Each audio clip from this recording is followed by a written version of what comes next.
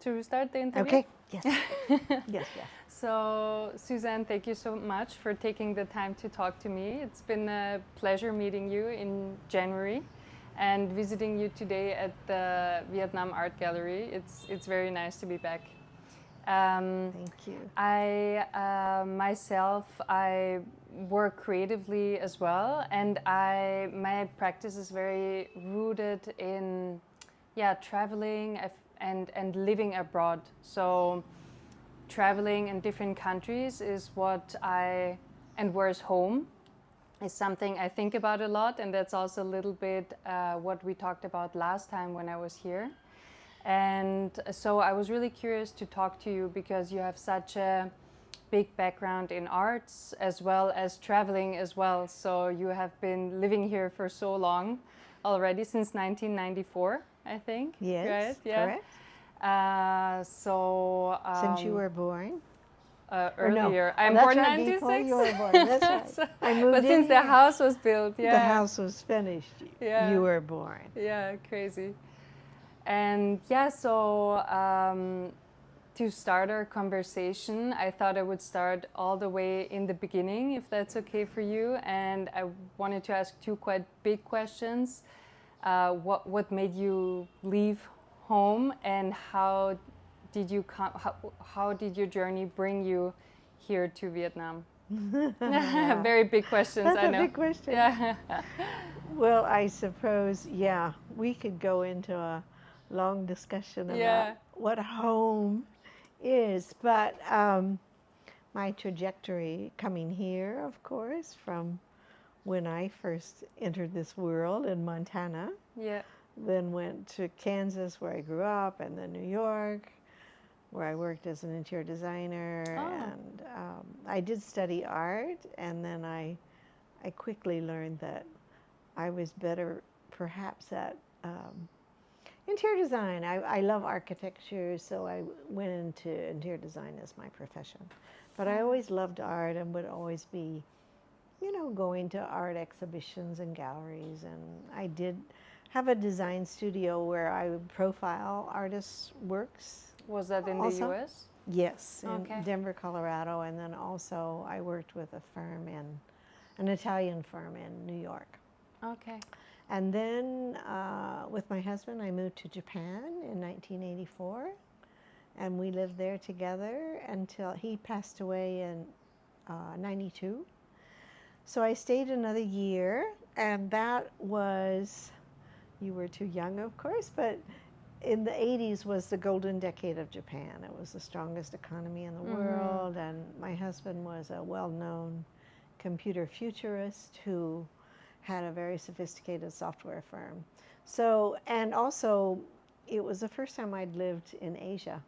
So I wasn't working, and I did English voice translation for Bunraku Puppet Theater and for the Kabuki, and just got involved in Japanese culture and really loved spending time there. But after my husband died, that was kind of the end of the golden decade of Japan, and I took my dog and rented a small little house, guest house, in the suburbs of Tokyo. And I stayed there for about 9 months, really trying to heal myself and to understand what I wanted to do next in life. May I ask something? Yes, of course. Was there a thought of yours to go back to the U.S. when you were at that point? Never. That was and how come? Not a consideration. It's an interesting question because I think so many people, or I don't know, maybe not so many, how but is it for you? A natural response, I think, for a lot of people when they lose someone they love is to stay where things are familiar and where their loved ones, things are. But for me, number one, I'd already given up our apartment in New York, so I really had no home to go to. And also, for me, the thought of going back to New York and being with that same life that I had and with the same friends without the person that I loved so much in it was so painful. I didn't even consider that. It was like, Okay. no way could I do that. Okay. And I think also there was another kind of override. It took time for this to formulate in my mind, but you know, when my husband died and I was processing all of the emotions, when I finally came to, you know, and realized, you know, I've got to get out of Japan. It's the most expensive city in the world, and I don't have a job, and Something new. yeah, Yeah. I needed, and I felt this incredible freedom. I thought, oh my goodness, you know, I can go anywhere, literally anywhere in the world. And that was positive for you. Yeah, that felt Yeah. like I felt so free because I thought, you know, if you're willing to make this, I mean, I think my parents, my father in particular, he really emphasized that with us as children. It was like, you, he would say, you know, I don't care what you do in life. You know, he didn't like, wasn't one of these parents that wants to direct us. Maybe he didn't really direct us at all, but he said, you know, I want you to be happy and do what you love. You know, you can do anything. You know, you'll be, if you know, are willing to make the sacrifices and work hard, you can do anything you want to do. Just, you know, be a good person and contribute something, make the world a better place. And, you know, it's such beautiful advice for a child. And, you know, because then sometimes it's overwhelming. Sometimes I felt like I needed some more direction. Yeah, and the reason why I asked if that freedom was positive to you is because I myself have been in situations where I could have had everything or every option was open, and somehow that also felt overwhelming to me. Definitely. Yes, of course. I think it's scary, you know, for everybody. But at the end, I guess you can decide yourself how you look at it. Do you look at it in a positive way, or do you look at it in a scary way? And I guess that you just looked at it with with a positive mindset at that time. Yeah, I think I inherited that from my father, but I was always that way as a child, really curious, and I remember trying to dig to China when I was little. You're close. Yeah, I got close, very close. Yeah, I think I've had a natural curiosity. So it's not that I don't get afraid, because of course I do, I'm human, but I guess I've learned through life also. Yeah, I live a lot by my intuition. Yeah. If something doesn't feel good, I try to pay attention, because it usually isn't good for me for some reason. Maybe not something real, but anyway, No, I but try to pay attention. very important. Yeah, that's the way. There's just a gut feeling, certain intuition. Yeah. And I think, very important to be able to listen to it. I think so. Yeah. I think so. Yeah. So then your gut feeling kind of made you come to Vietnam, choose Vietnam? Well, it did, in the sense that, you know, I tried many places. I went to Shanghai, Beijing, Bangkok, Hong Kong, Chiang Mai, looking for some big passion, you know, to draw me out of my grief. And nothing was happening. And then a friend of mine brought me, she's a producer for CBS News in Tokyo at the time. And she was on a Cathay Pacific's first flight from Hong Kong to Saigon in 1993. And she brought an in-flight magazine that was on the plane. It's called the Vietnam Investment Review. And that magazine was an article about Hanoi's Gang of Five. And it says something like Art from the Heart, this group of artists, you know, and then it had a picture of the artists, and then it showed some of their works. And the works were so beautiful, and the works were, you know, these Gang of Five were just five friends. You know, they all went to art school, but they just became friends because of their shared interest in art, and also their desire to they didn't want to be isolated from the world, and they were born in 60 or 62.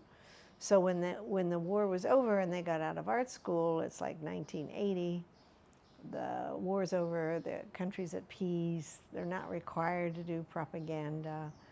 So they were very hopeful, Vietnam was at peace for the first time in 1,000 years. Mm-hmm. So as I read all the article and about these artists and how they wanted to be integrated and how they had salons and would invite artists and writers and poets and talk about their work, they had this very French kind of salon style way of living.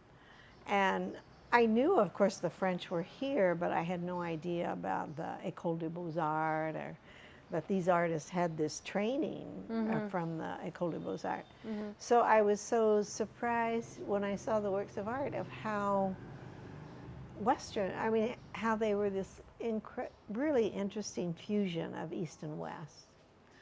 And I thought it was so interesting, and of course being Vietnam War generation, born in 1948, so when I got out of art school it was 1970, so right in the heat of the war.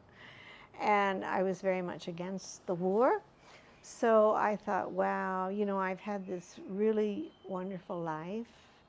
I was 43 at the time, and I traveled a lot with my family and with my husband, and I felt that I was in a place in life where I should give back to people that hadn't been as fortunate as me, and I saw this wonderful opportunity to do that in Vietnam, and work on the Vietnam-America relationship through art, and through art that had nothing to do about the war. It was about moving forward and honoring the past, but looking forward to the future. And so I thought I can make a bridge of reconciliation between America and Vietnam with these artists, and expose Americans to the culture of Vietnam. Mm-hmm. So with all those thoughts in mind, I just picked up the phone and called a moving company and said, pack me up, I'm moving to Hanoi. And I was here a month later. And then just completely very brave. Well, people say that, and of course it sounds nice to think that I'm story brave. For sure, yeah. But really, it's not. It's like I said, I felt so free. Yeah. But it is brave. In the moment, maybe it is your life, right? So you just go through it. But when someone else looks at it from the outside, I guess I look at other people's lives like that and think, wow, that's really courage. Yeah. Maybe a different kind of courage, for me. But I've always been really curious, so I was really curious to see. And the thought of working with art, and especially in Vietnam, it was a little bit of everything. Hanoi, in my mind, was dangerous, exotic. It had just opened up for the West, right? Or for foreigners, right? Exactly, beginning to open so up. So I can't even picture how the city must have looked like back then. Oh my goodness. So different. So different. It was so beautiful. Yeah. You see a little bit in old movies, some of like Chan An Hung, Scent of the Green Papaya, but it was so, no electricity after 9 at night, no landing lights at the airstrip. There were you took buses from the tarmac to the airport, which is just a cinder block building. There'd be water buffalo on the air, the it landing was very strip. villagey, right? Very villagey. Yeah. Let me just check this. And really, just so different. No, like I said, no electricity after 9 at night. So by the time you had to land by 4:30 because there were no lights.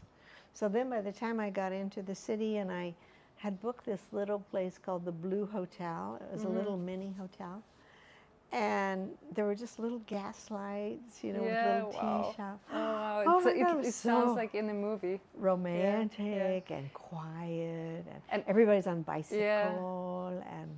And of course, they're curious. Vietnamese, as you know, because you live here, they're so Yeah. curious. So everybody's like, unlike in Japan, where of course nobody would ever, they're always deferring to you. Here, everybody's just looking directly at me. And somehow I love that because Okay. it was so, I was present. Yeah, you were very. Yeah, you I were was, seen. Yeah. I was seen. Yeah. That's pretty, people need to be seen, Yeah. Yeah. acknowledged. Yeah. So It was that really amazing. moment must have been special to come here. Yeah.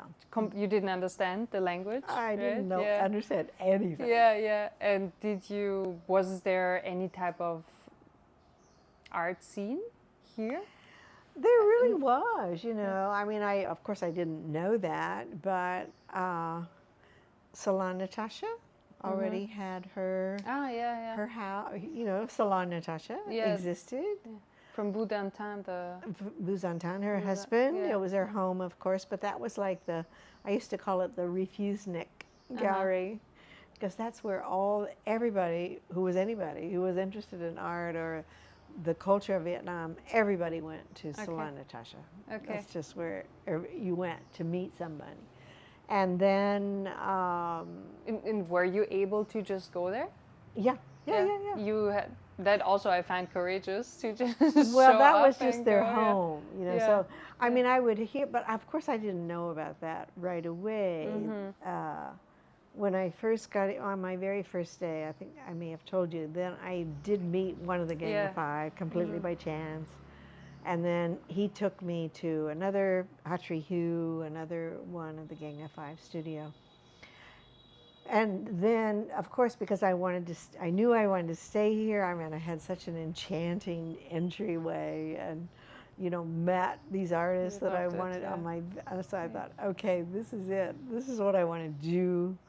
And I hired the young man who was a mechanic and a driver to be my translator. So he was my translator, so I could understand. So every day I would go to a different artist studio, and so that's little by little I got to know, what was happening. Yeah, of course, day by day, because there also was no internet, right? Exactly. So just word of mouth and yeah. And then somehow from the Blue Hotel, I don't even remember how. Oh, yeah, Vin must have taken me to the Fine Arts University, and I met the professors there, and I met a man Professor Hui, he taught English at Vietnam National University. I met him there. He loved fine art, and he was a friend of several of the artists there. And he had a guest house on Nha Chum Street, which is right by the cathedral. So then I rented a room in his mini hotel, and that's where I lived. And he also introduced me to many places. Yeah. So little by little, through all the local Vietnamese people, I learned.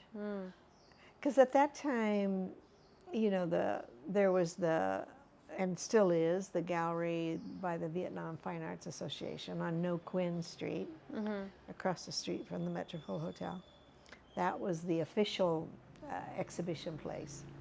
But for a lot of artists, you had to be part of the Vietnam Fine Arts Association to be able to exhibit there. And a lot of young artists, couldn't do that. So there were these other, people would show in their homes or go to their studios. And yeah, like an underground scene almost?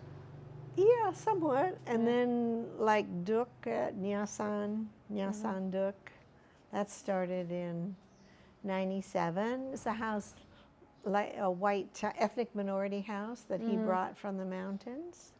His family, Duc's family, there's 8 children in the family. The father, Kim Lan, was a very famous writer. And then the children are all artists. But the family, Kim Lan, and the children, they're antiquities dealers, so also. So they had a lot of, like all of the furniture that's here and the Buddha statuary I got from Duc. Okay. And he started in his Nha San, he would also make he had worked craftspeople who would make, you know, statuary for the pagodas. Mm-hmm. And then his house, Nyasan, kind of became this artist collective. Okay. And one of the Gang of Five helped him. They started curating shows, Okay. and that was really kind of informal, hip art scene Yeah, at yeah, that yeah. time. So when you said you wanted to come to Vietnam almost with this purpose of reconnecting or creating this bridge between the US and Vietnam.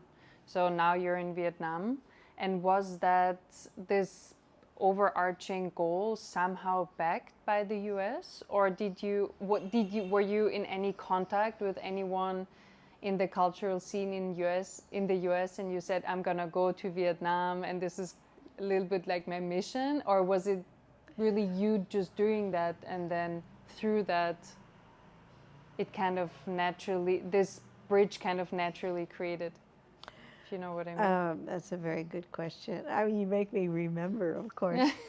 um, no, literally. I mean, I felt like I was a carpetbagger.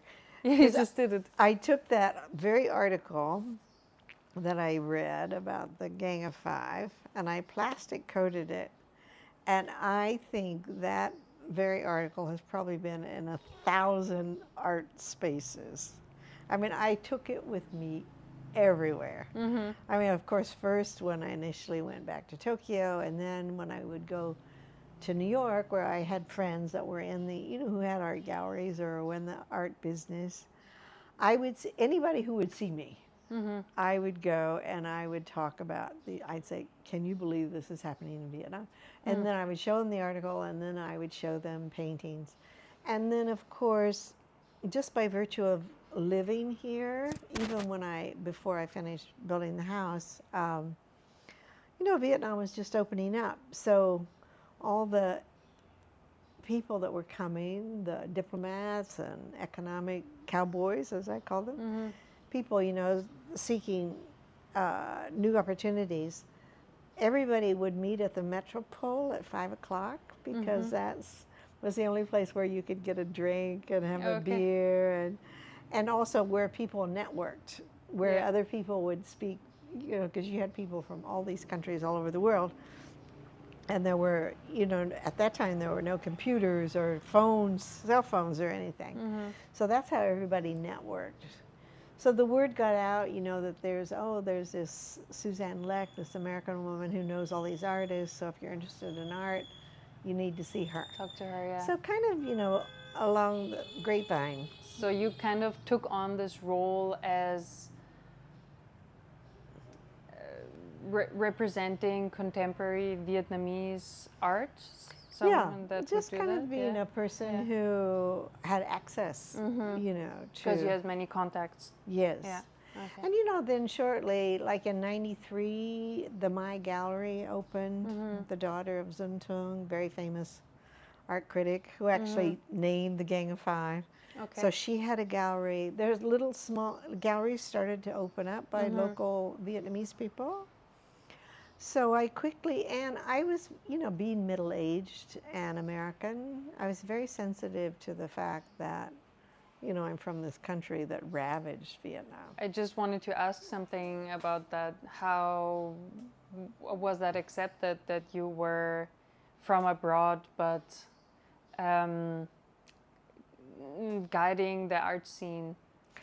Well, you know, I local. think that it's very complicated and it's complex because, as in any culture, you know, if you come from I'm an outsider, I'm not from this culture. And of course, I have more access. And I'm not wealthy by any means, but I had more money than a lot of the local people, and I had the ability to travel. And I had contacts all over the world, you know, who worked in art. So that gave me so many advantages, you know, over local people.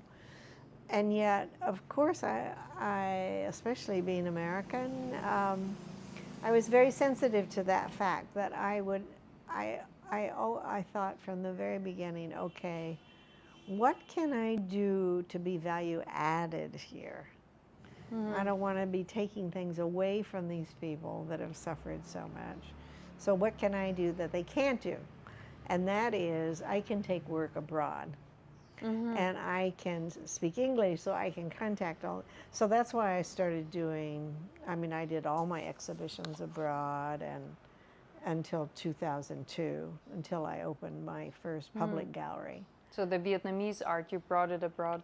Yeah. Okay. I would show it in Hong Kong at first, in Okay, yeah, of course, '97, and that's great for Paris them, and yeah. London. And yeah, and so they were able to travel. And then I felt like then I wasn't taking anything away from the galleries here. Yeah, that's interesting. Okay, so you were a traveling art dealer, Exactly. so to say. Yeah. Like a Okay, traveling yeah. art salesperson. Yeah, art salesperson. Yeah. Okay, interesting. Yeah, and you set up shows in these other places. Yeah, I do art fairs, and you Yeah. know, people would start to. I think there was the first. Well, in Hong Kong, I did the Hong Kong Land. It's the biggest land developer in Vietnam. They had just built their first office tower in Vietnam in '94, and they finished it in '96. Okay. So they wanted to have a celebration. So the CEO, this wonderful man, he said, "Oh, Suzanne, let's do an art exhibition in Hong Kong." Okay. And that was just before the handover of Hong Kong to China. Oh, So it was a interesting, very big, so that was my first exhibition Wow. abroad. And then after I did that, then I started doing art fairs in Paris and London and New York, and All with Vietnamese art. with Vietnamese art. Okay. And was the Vietnamese art that you were showing art from the École des Beaux-Arts, or from the, not Beaux-Arts, but the official school here? Or was it more art that wasn't part of that scene, that official scene? Okay, that's kind of a difficult question to answer. I mean, the art that I was showing in those art is all the art that you're looking at right now. Like Nguyen Gam, the artist over there, he's based in Paris, but so he didn't get training at all. I mean, he did get training finally. He left Vietnam in '54. But a lot of the other artists, they went to school at the Fine Arts University. I think why, maybe I can reframe the question.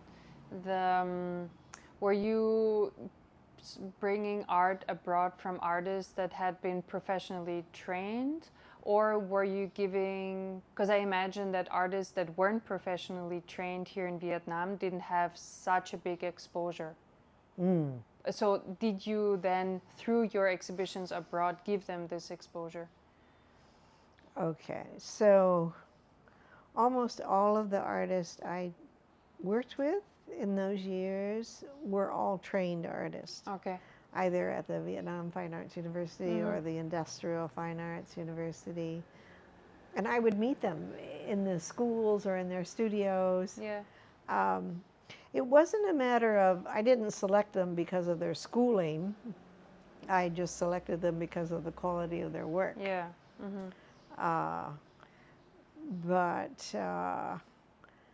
Yeah, I think there were just so many artists working at that time. And then I think, yeah, I mean, one of the artists that we showed in London was never a trained artist, but just self-taught and, has done really well. Yeah, I'm just curious because I'm imagining that artists that weren't trained were maybe also more critical about Vietnam in their art practice, and maybe that wasn't allowed to be officially shown here. Just a thought. But correct me if I'm wrong. It's interesting because you're so young, and so of course you have such a different perspective. Yeah, of course, I have no personal experience. Everything that I know, it's just from reading, researching. Yeah. A lot of the art in that time when I came, when the country was just opening up, was not really critical of the government or of the society. I think later, as it started to open up and had more influence, it became. But still, well, like in 2002, when I had my first exhibition, of course, everything had to be approved by the government that I showed. And in 98, I did a show, or no, not 98, 2003, I guess we did a show in London where showed work that was construed as critical. So there were some difficulties with that. But I think, being American again, and being maybe older, and hopefully a little wiser, as you get older, I was very careful. I realized that I'm a guest in this country, and I want to stay here. I want to be able to work here. So I wouldn't show work that I knew the government would not approve of. Yeah, sure. Because otherwise, I wouldn't be living here anymore. Yeah, you want to help them and stay. I have to understand that balance. Okay, I see. Yeah. So, I mean, I think we have to do that in everything in life, right? Yeah, for sure. Understand that balance. And it doesn't mean that only the critical art is worth showing. Yeah. Exactly. I mean, I think a lot of the artists that we work with and have worked with for 25 years or more, I mean, they're showing all over the world now. So, their work is of international quality. There's no doubt about that. Yeah. So then later on, I think in 2002, you opened your own gallery, is that right? And how did you get this name, Vietnam Art Gallery? Oh, Art Vietnam Gallery. Art Vietnam Gallery. That is the name. That's the best name for a gallery here. It's so ridiculous in some ways. I was trying to think, what am I going to call it? And, I didn't want to put my name. So I was thinking, okay, simple. I want to keep it really simple. It's art. It's from Vietnam, and it's a gallery. Art Vietnam Gallery. So, that to me is about as simple as you can get. But it's amazing how it gets twisted around. Why?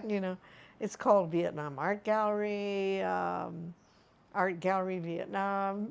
I don't know.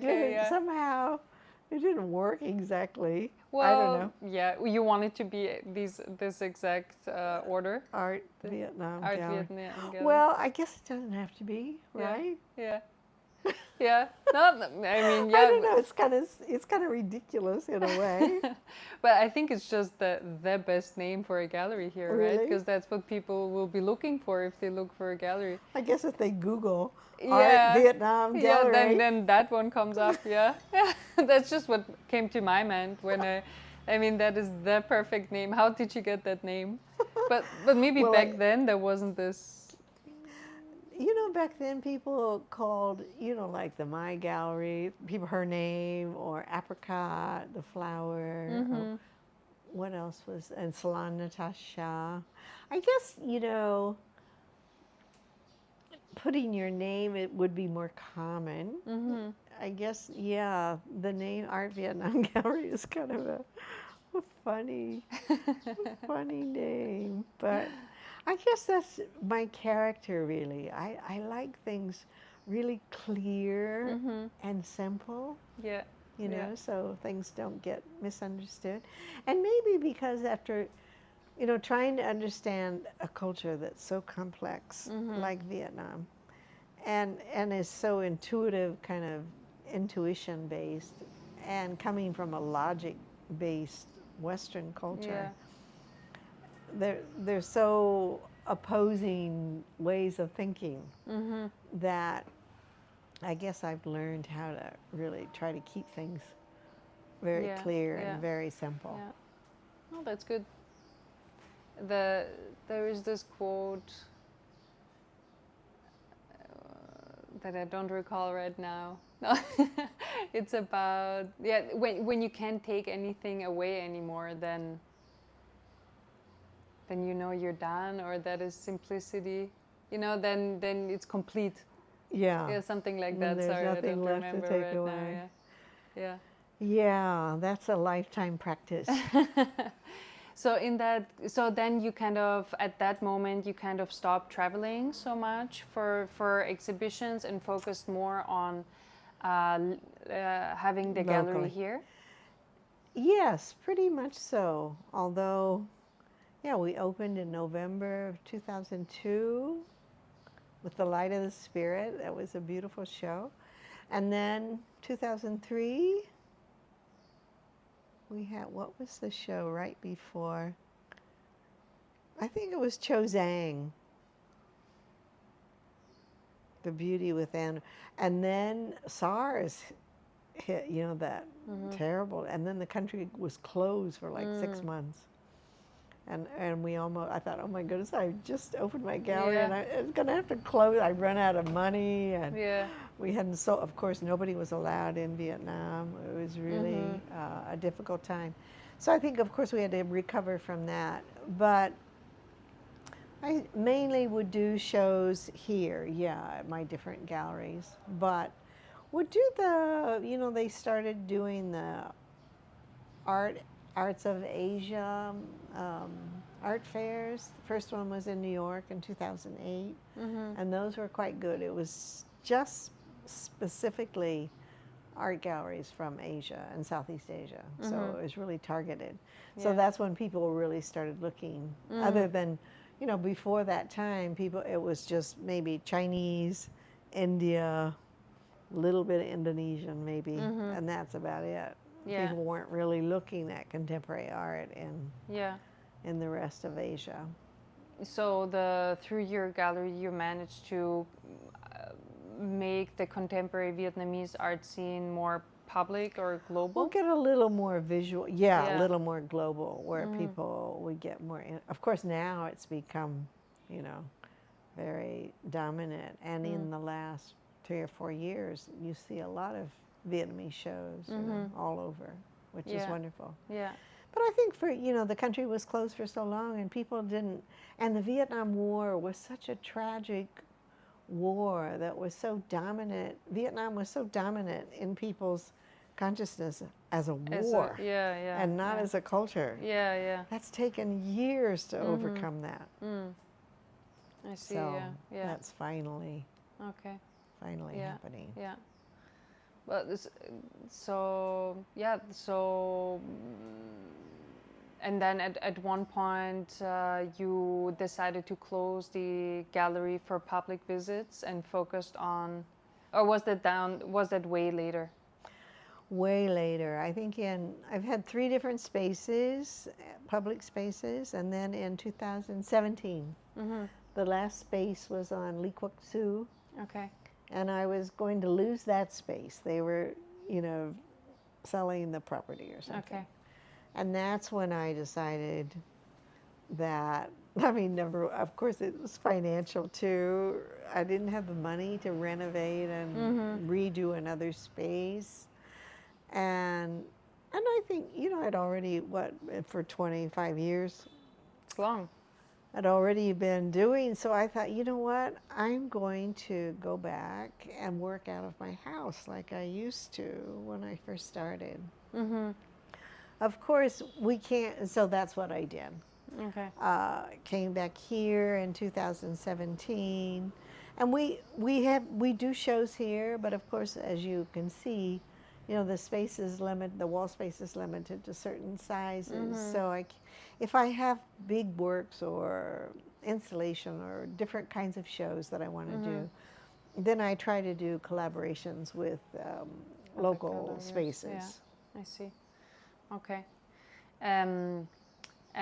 So just going back a little bit to when your gallery was open and publicly accessible. So were there mostly, who were the people visiting the gallery or also purchasing the artwork? Was it a lot of foreigners or was it mainly Vietnamese people or from the surrounding countries? It was almost all foreigners. All foreigners, yeah. A lot were living in Hong Kong, Singapore. Because they had money there. They have money. Yeah. They know the art scene, kind of. A few tourists, not so much tourists really, but a lot of expats Mm-hmm.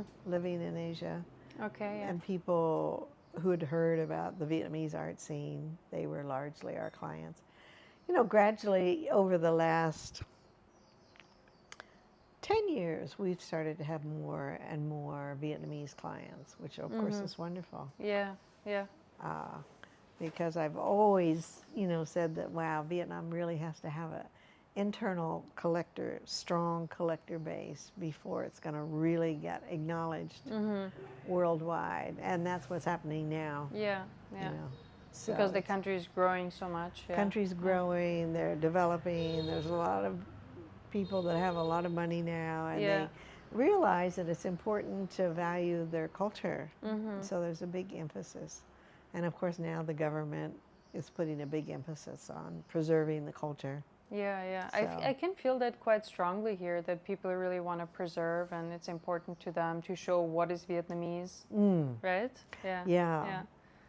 And it's, you know, I was always concerned, you know, when the first, like anywhere, when you first get exposed to, when Vietnam got exposed to the outside world with the internet, and I was afraid it was going to, you know, change the art to, you know, where people would just start to mimic whatever was happening in the rest of the world. Of course, that's happened somewhat. It's natural. I mean, it happens in every country. But I still see really incredibly unique work done here. But they're also now, without the young artists today, of course, and the population is so young, they don't even have any memory of the war. Yeah. And very few people are still alive that Yeah. lived through that. You know, they're eager to do. They do a lot of collaboration with other countries and That's good. Yeah. mixing of all Yeah. kinds of media. You know, Yeah. with sound and nature and video and sculpture. Yeah, it's fantastic. So back then, do you feel like people try to find more of the Vietnamese style today, or are they looking a lot to the West to kind of replicate what's happening there? Or is it very, because I think back then, maybe like 20 years or 30 years ago, was there always kind of a look towards the Western art scene, and was that something that people aimed at learning, the way that they were doing the arts in the West? Or was it or did they really want to express what is Vietnamese and Southeast Asian?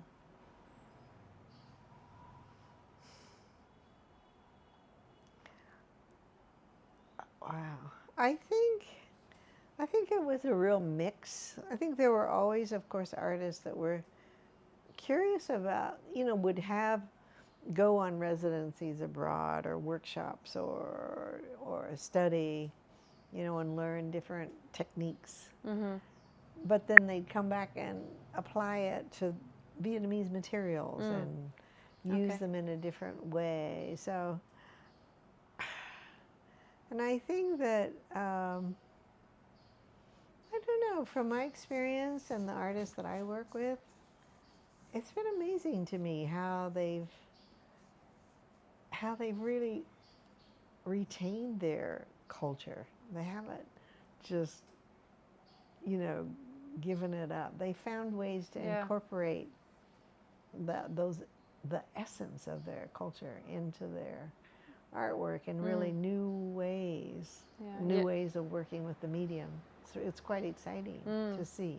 Yeah, because Vietnam has so much craft also, and it's so amazing how it is still so alive. Yeah. Yeah. Wonderful crafts, you know, from the lacquer, of course, and the bamboo and the weaving. Anything, woodworking. Yeah, there's so many things. So it's very impressive to be here and witness all of that, go to different places, or the silk painting, also very beautiful. Yes. Yeah. Yes. So that is something that really fascinates me. Being here, there's because it feels so alive. You know, it doesn't feel like something that was done in the past and is a little bit forgotten, or maybe a few people still do it, but when you go to those villages, everyone is doing it. So that is very powerful, I think. Yeah. You know what's really like, see that, the little small work with the Yeah, at ceramic, the wall. Yeah. the leaf? So that's Ding Thi Tampone, and you know, her mother's ethnic minority and was a weaver. And so she had memories of her mother, you know, when she's working on the loom, you know, they have they're simple designs. So to get the design of, like, she would put a leaf on the loom and then weave around it to create the pattern. So she made these leaves out of ceramic. One she plated with gold, and then she just stitched them on the textile there as memories of her mother weaving. Nice. So there's like a whole modern use of the way things were created, but in a completely new way. Yeah, Beautiful. It's really interesting. Another question that I've prepared before coming here is, well, I'm wondering how has, I have two questions, and then we can slowly wrap up our conversation. How did traveling on one side, but also arts shaped your life, influenced your life? Wow, you know, that's something I think about every day. Yeah. I mean, something that I think about every day and I'm so grateful for every day. Because I wake up and I cannot believe, I mean, I see all this beautiful art around me, or even when I think, this life that I live, you know, working with these artists and then traveling to all these countries and meeting other artists or musicians or writers who take me here and there.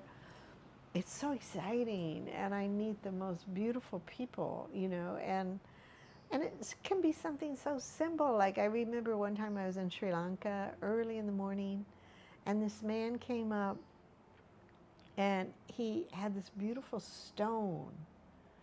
And it was so beautiful, and I think he really wanted me to buy it, but of course, it's early in the morning and I have nothing with me. I don't have anything. And he gave it to me, and I felt so, and so I told him, I made a time to meet him the next day because I wanted to, you know, give him some money for the, oh no, I can't remember what happened. Oh yeah, he took me, so I didn't have anything then, and he wanted to take me to meet his family. And so I was a little, you know, because I'm an older woman, and this guy's, and we're like going in this forest. Okay, and I'm a little nervous, you know. But, whoa, is this really smart? Yeah. But I don't know, I was just kind of trusting my feelings. And I go, he's really poor, and he's in this poor house, and his whole family come out, and they're just so incredible. You know, we have tea and lovely, lovely. I mean, I had the best time. It was so beautiful. And then I leave and I go back to the hotel. And I tell him, because then I see how poor he is also, and how he was so gracious. And I said, you know, please meet me tomorrow morning. I want to give you something. Yeah. You know. And I didn't say I was going to pay him or anything, but and he wasn't there. And I thought, wow. Here I had this, I mean, it was a little, you know, an agate, a beautiful stone he could have sold for money. Okay. I had that, and he didn't have anything, and he just shared what little he had, and I just believed in, I followed my feeling. You know, I was just interested in him, and he was kind. Yeah. That, to me, that experience, I still count it as one of the top memories in my life. Oh, really? Yeah. Yeah, because it just shows you what can happen when you just, you know, respect people, where they, you never know what people go through, yeah. Well, or who people really are, or what they have, or, you know, if we could all just be stripped, if you don't know anything about me, and I don't know anything about you, and you just have, very simple clothes on. That's all you have. That's all the information you have, and what you can get from what you feel. That's pretty beautiful, You don't need bank accounts and, degrees and Status. profession and all that to let you know if a person has quality or not. So I think that, I guess that's a long way of saying that my traveling and working with art and artists, I think has really accentuated that. I guess it gets reinforced all the time by experiences like that, where I have learned that just go with it. You never know what's going to happen. Yeah. You never know what's behind that door. Might be a little scary, but it might be really wonderful too. Yeah. And if it doesn't feel good, you can always leave. Yeah, that's true. You know? Yeah. But otherwise, you just stay stuck in the same place. So keep on going. Having keep a open. positive mindset. Yeah, and being generous. Be generous. Always help people that have less than you. Do something good to help somebody every day, and just engage. I think staying engaged and being open to life in all its forms is so. I think if you do that, you'll just live this incredible life. I feel I'm living this amazing life. Thank you. Oh, that makes me emotional. Yeah. Because it goes back to what you said right at the beginning of our conversation when you said you were always so curious as a child. And now again, you kind of mentioned that. So Yeah, I guess that's it. Yeah. That's it. Stay curious. Yeah. Thank you so much. You are so welcome. That Thank was you. so lovely. You're so curious. So yeah, I'm very curious too. Yeah, maybe that's why we met, because we attracted each other. I think so. Yeah, thank you so much for your time. And I Thank learn something every time we talk to each other, with each other. So it's very, very inspiring to me to learn and listen to you. But I learn from you too. Thank you so much. Yeah, thank you. Thanks for watching. If you enjoyed this conversation, please consider subscribing to this channel and visit my website evasopro.com.